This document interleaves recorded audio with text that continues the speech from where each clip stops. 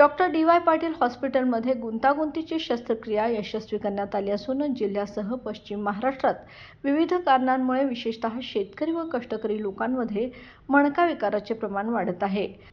अशा गरीब व गरजवंत रुग्णांना योग्य उपचार मिळावेत यासाठी डॉक्टर डी.वाय. पाटील येथे 4 जानेवारी रोजी मोफत शस्त्रक्रिया शिबिराचे आयोजन करण्यात आले होते। यामध्ये जन्मजात कुबड असलेल्या 12 व 13 वर्ष वयाच्या 2 मुलींवर यशस्वी शस्त्रक्रिया करण्यात आली। ही शस्त्रक्रिया अत्यंत गुंतागुंतीची असल्याने 7 तासाहून अधिक काळ चालली। एका 70 वर्षीय वृद्ध रुग्णाच्या मणक्याच्या सक्तीची शस्त्रक्रिया आधुनिक तंत्रज्ञान वापरून दुर्बिणीद्वारे करण्यात आली। अशा प्रकारची या हॉस्पिटलमधील ही पहिली शस्त्रक्रिया होती।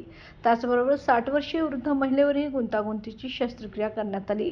या शस्त्रक्रियेसाठी अन्य हॉस्पिटलमध्ये सुमारे 10 ते 15 लाख रुपये खर्च येतो। मात्र डॉक्टर डी.वाय. पाटील हॉस्पिटल व स्पाइन फाउंडेशनच्या वतीने या सर्व शस्त्रक्रिया मोफत करण्यात आल्या। Doctor DY. पाटील विद्यापीठाचे कुलपती डॉक्टर संजय डी. पाटील यांनी हॉस्पिटलमध्ये भेट देऊन स्पाइन फाउंडेशनच्या तज्ज्ञ डॉक्टरांशी चर्चा करून यशस्वी शस्त्रक्रिया करणाऱ्या डॉक्टरांचं अभिनंदन केलं।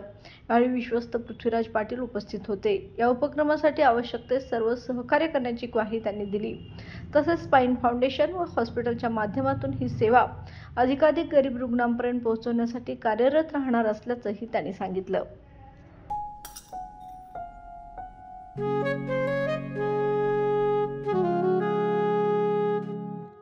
बाबा, आज येताना बासुंदी घेऊन या ना। अगं, कालच आपण आईचा वाढदिवस होता म्हणून आणली होती ना।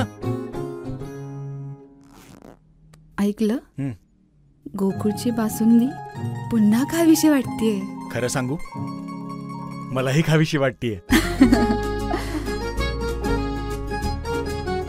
पुन्हा पुन्हा खावीशी वाटणारी गोकुळ बासुंदी।